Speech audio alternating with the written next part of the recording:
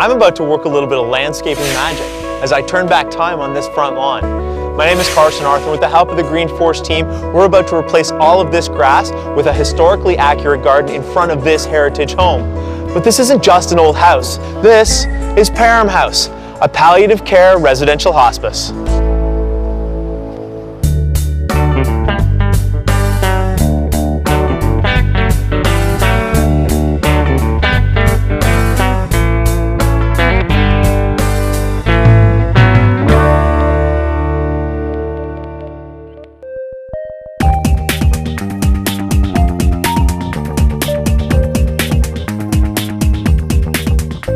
People who come to us are terminally ill, have a 3 to 6 month life expectancy.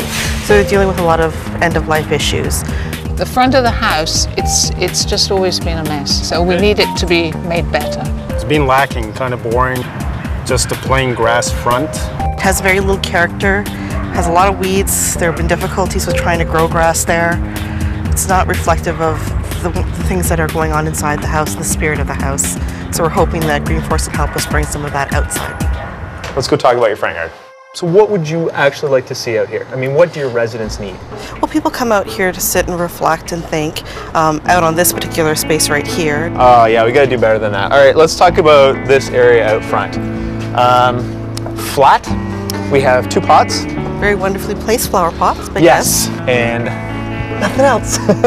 No, we're a nonprofit organization, so we try to use our funds for the inside of the house as much as we possibly can. It's just not something that we have enough money for to maintain for doing the outside of the house. We have a fence. Yes, not a very attractive one, but yes, a fence. I also noticed that you've got an alleyway here. Yes, we do. Do you use that? No, maybe other people do. Security issue? Yes. Okay, then let's just get rid of that. Okay. All right.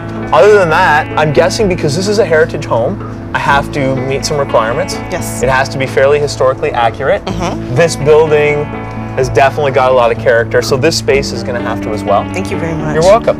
This is going to be a really positive experience. I'm Great. looking forward to it. This project at Parham House really opened my eyes to a whole group of people that needed help that I didn't really know existed. And now I feel much better about creating a space for them to have peace and to find some dignity.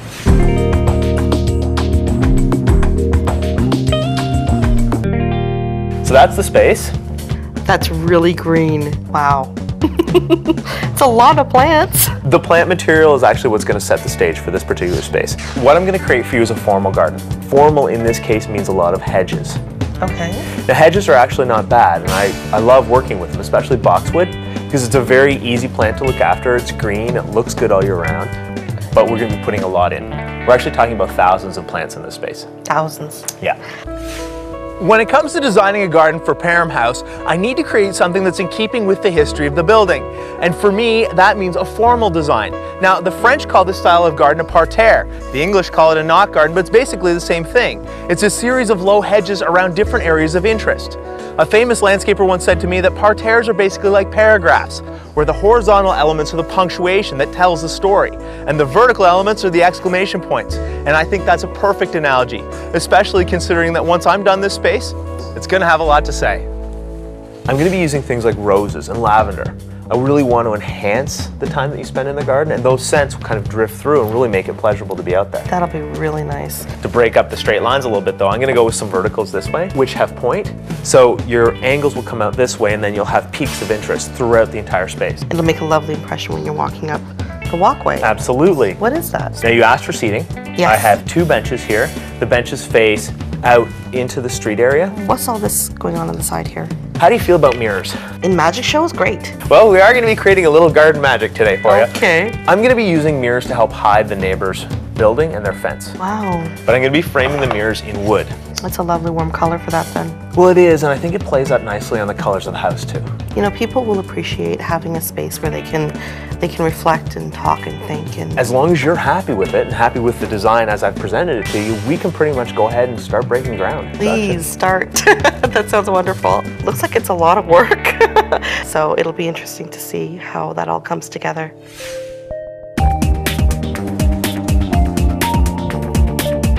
I can't believe how far ahead you guys are. They're good boys, they work hard. Just for continuity's sake, I think we're going to have to repeat boxwood. So boxwood, and in here? Boxwood along the sidewalk might be a problem. Why? Boxwood is very susceptible to salt. I don't think I actually knew that. It's a big deal. It's almost allergic. Within an hour, the bark will peel back. Really? Yeah. Okay, so we won't go with boxwood. Let's go with the yew. It can still be pruned and trained, which is giving it the look that I wanted, which was kind of squared off. Sure, and that goes with the building. Okay, so then we'll do the whole front section with yew, and then the grasses, and then the boxwood. Right. Are you okay with that? Yeah, absolutely. The other good news is more for me than you, though. Okay. Because you guys are so far ahead. This job's gonna be cheaper. Love that. I'm at the nursery today sourcing my plants for my formal garden for Parham House. Now, I'm starting with the hedging material, and for the first hedge, right along the sidewalk, I'm going with the yews because Sean suggested that they'd be a little bit more salt tolerant. This is a Ward's yew, and as you can see, it's got a lot of branches going in a lot of different directions, which can make a hedge. However, it requires a lot of maintenance and a lot of pruning to keep it nice and tidy. However, this type of yew, which is the one I'm going with, is a Hicks yew. It has vertical branches, which means it stays fairly narrow, but it gets nice and tall. And I like it because it does very well in shade. Perfect for underneath those trees. Now, even though I'm using the yew as my main hedge in this garden, I still have a lot of other hedges in the space that I want to include. And for those hedges, I'm going with boxwoods. Boxwood has this fantastic green color. Now in my design, I'm going to use it to frame out different areas of interest in the space with some really colorful plants. And those plants look good with boxwood as a backdrop. Now for those plants, I have a few different things in mind. One of them is just over here.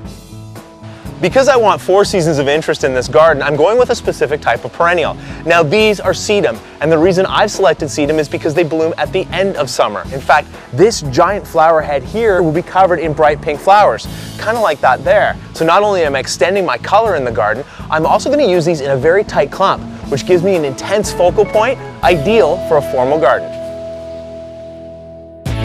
Believe it or not, most of the hard work is already done at Parham House. This is scheduled? It doesn't look like it. Oh, okay.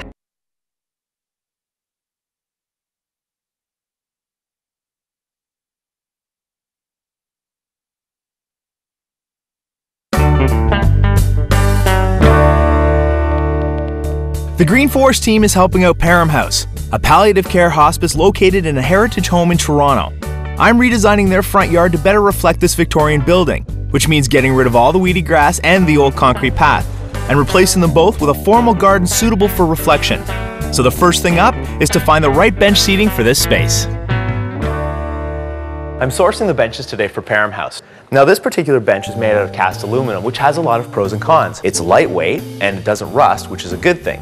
However, in this particular look, I want something that's very inviting, and I don't think this bench has that right feeling. It looks a little bit uncomfortable to sit in, which is why I have some other options to choose from.